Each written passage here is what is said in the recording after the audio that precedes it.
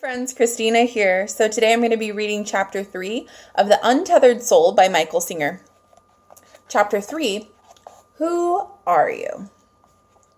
Ramana, a great teacher in the yogic tradition, used to say that to attain inner freedom, one must continuously and sincerely ask the question, Who am I? He taught that this was more important than reading books, learning mantras, or going to holy places. Just ask. Who am I? Who sees when I see? Who hears when I hear? Who knows that I am aware? Who am I? Let's explore this question by playing a game. Make believe that you and I are having a conversation. Typically in Western cultures, when someone comes up to you and asks, "Excuse me, who are you?" you don't admonish them for asking such a deep question. You tell them your name. For example, Sally Smith. But I'm going to challenge this response by taking out a piece of paper and writing the letters SALLYSMITH and then showing it to you. Is that who you are? A collection of letters. Is that who sees when you see? Obviously not, so you say. Okay, you're right. I'm sorry. I'm not Sally Smith. That's just a name people call me. It's a label. Really, I'm Frank Smith's wife. No way. That's not even politically correct nowadays. How could you be Frank Smith's wife? Are you saying you didn't exist before you met Frank? And you would cease to exist if he died or you got remarried? Frank Smith's wife can't be who you are. Again, that's just another label. The result of another situation or event that you participated in. But then, who are you? This time you respond, okay, now you have my attention. My label is Sally Smith. I was born in 1965 in New York. I lived in Queens with my parents, Harry and Mary Jones, until I was 5 years old. Then we moved to New Jersey and I went to Newark Elementary School. I got all A's in school, and in the 5th grade I played Dorothy in The Wizard of Oz. I started dating in the 9th grade, and my first boyfriend was Joe. I went to Rutgers College where I met and married Frank Smith. That is who I am. Wait a minute. That's a fascinating story, but I didn't ask you what has happened to you since you were born. I asked you, who are you? You've just described all these experiences, but who had these experiences? Wouldn't you still be in there, aware of your existence, even if you had gone to a different college? So you contemplate this, and you realize that never in your life have you ever asked yourself the question and really meant it. Who am I? That is what Ramana was asking. So you ponder this more seriously and you say, okay, I am the body occupying this space. I'm 5'6" and I weigh 135 pounds, and here I am. When you were Dorothy in the 5th grade play, you weren't 5'6" and you were 4'6". So which are you? Are you the 4'6" person or are you the 5'6" person? Weren't you in there when you were Dorothy? You told me you were. Aren't you the one who had the experience of being Dorothy in the 5th grade play and is now having the experience of trying to answer my question? Isn't this the same you? Perhaps we need to step back for a moment to ask some exploratory questions before returning to the core question. When you were 10 years old, didn't you look in the mirror and see a 10-year-old body? Wasn't that the same you that now sees an adult body? Wasn't that the same you that has looked and changed? But what about you, the one who is looking now? The one who is looking then? Isn't there a continuity of being? Wasn't it the same being that looked in the mirror throughout the years? You have to contemplate this very carefully. Here is another question. When you go to sleep every night, do you dream? Who dreams? What does it mean to dream? You answer, well, it's like a motion picture plays in my mind and I watch it. Who watches it? I do. The same you that looks in the mirror? Does that same you who is reading these words also look in the mirror and also watch the dreams? When you awake, you know you saw the dream. There is a continuity of conscious awareness of being. Ramana was just asking some very simple questions. Who sees when you see? Who hears when you hear? Who watches the dreams? Who looks at the image in the mirror? Who is it that is having all of these experiences? If you try to just give honest, intuitive answers, you're simply going to say, me. It's me. I'm here experiencing all of this. That's about the best answer that you'll have. It's actually pretty easy to see that you're not the objects you're looking at. It's a classic case of subject-object.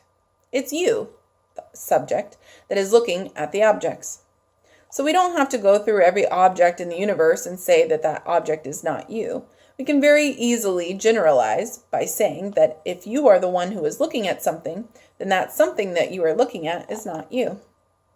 So right away, in one fell swoop, you know that you're not what you're not.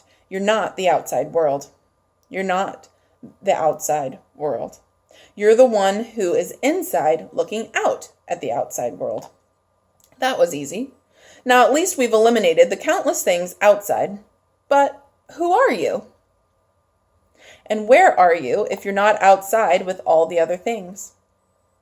You just have to pay attention and realize that you would still be in there experiencing feelings if all the outside objects disappeared. Imagine how much fear you would feel. You might also feel frustration and even anger. But who would be feeling these things? Again, you say me. And that's the right answer. The same me experiences both the outside world and the inside emotions. To take a clear look at this, imagine that you are watching a dog play outdoors. Suddenly, you hear a noise right behind you. A hiss, like a rattlesnake.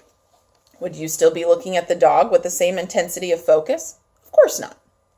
You'd be feeling tremendous fear inside. Though the dog would still be playing in front of you, you'd be completely preoccupied with the experience of fear. All of your attention can now very quickly become absorbed in your emotions. But who feels the fear? Isn't it the same you that was watching the dog? Who feels love when you feel love? Can't you feel so much love it's hard to keep your eyes open? You can become so absorbed in beautiful inner feelings or frightening inner fears that it's hard to focus on outer objects. In essence, inside and outside objects compete for your attention. You are in there having both inner and outer experiences. But who are you? To explore this more deeply, answer another question. Don't you have times when you're not having emotional experiences and instead you just feel quiet inside? You're still in there, but you're just aware of peaceful quiet. Eventually, you will begin to realize that the outside world and the flow of inner emotions come and go. But you, the one who experiences these things, remain consciously aware of whatever passes before you. But where are you? Maybe we can find you in your thoughts. René Descartes, a great philosopher, once said, "I think, therefore I am." But is that really what's going on? The dictionary defines the verb to think as to form thoughts, to use the mind to consider ideas and make judgments. The question is, who is using the mind to form the thoughts and then manipulate them into the ideas and judgments? Does this experiencer of thoughts exist even when the thoughts are not present? Fortunately, you do not have to think about it. You are very aware of your presence of being, your sense of existence, without the help of thoughts. When you go into deep meditation, for example, the thoughts stop. You know that they have stopped. You don't think it. You are simply aware of no thoughts. You come back and say, "Wow, I went into this deep meditation, and for the first time my thoughts completely stopped. I was in a place of complete peace, harmony, and quiet." If you are in there experiencing the peace that occurs when your thoughts stop, then obviously your existence is not dependent upon the act of thinking. Thoughts can stop, and they can also get extremely noisy. Sometimes you have many more thoughts than other times. You may even tell someone, "My mind is driving me crazy. Ever since he said those things to me, I can't even sleep. My mind won't shut up." Whose mind? Who is noticing these thoughts? Isn't it you? Don't you hear the thoughts inside? Aren't you aware of their existence? In fact, can't you get rid of them? If you start to have a thought you don't like, can't you try to make it go away? People struggle with thoughts all the time.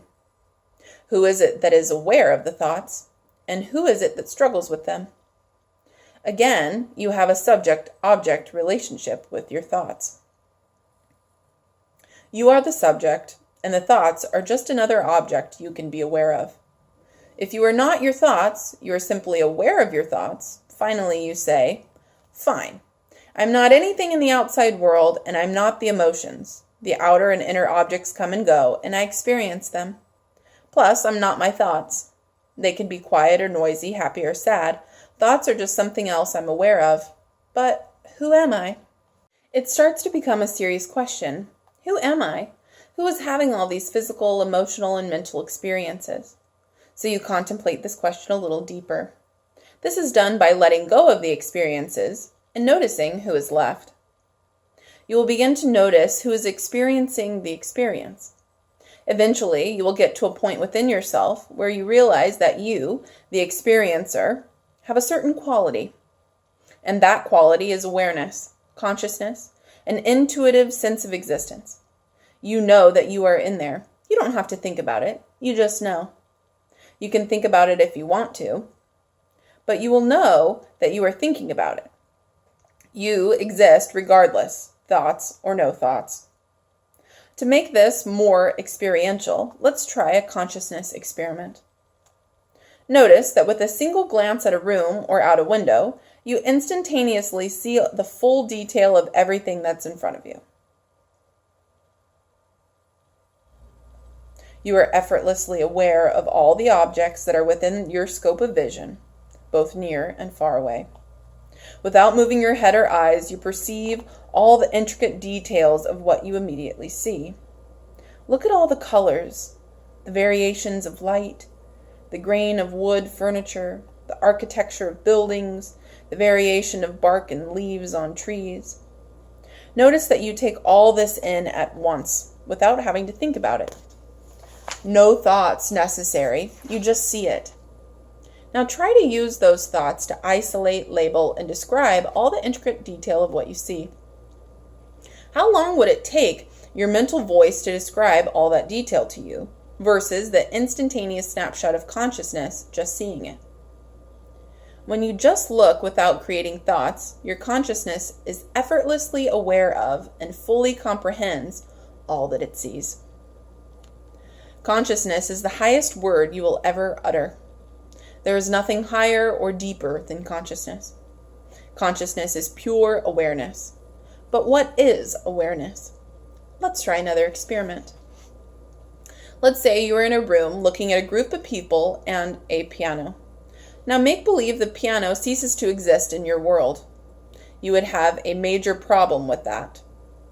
You would say, "No, I don't think so. I'm not attached to pianos." Okay then, make believe the people in the room cease to exist. Are you still okay? Can you handle it? You say, "Sure, I like being alone." Now you make believe your awareness doesn't exist. Just turn it off. How are you doing now? What would it be like if your awareness didn't exist? It's actually pretty simple. You wouldn't be there. There would be no sense of me. There wouldn't be anyone in there to say, "Wow, I used to be in here, but now I'm not." There would no longer be an awareness of being, and without awareness of being or consciousness, there is nothing. Are there objects? Who knows? If no one is aware of the objects, their existence or non-existence becomes completely irrelevant. It doesn't matter how many things are in front of you. If you turn off the consciousness, there is nothing. If you are conscious, however, there can be nothing in front of you, but you are fully aware that there is nothing. It's really not that complicated, and it's very enlightening. So now if I ask you, "Who are you?" you answer, "I am the one who sees. From back in there somewhere, I look out, and I am aware of the events, thoughts, and emotions that pass before me." If you go very deep, that is where you live. You live in the seat of consciousness.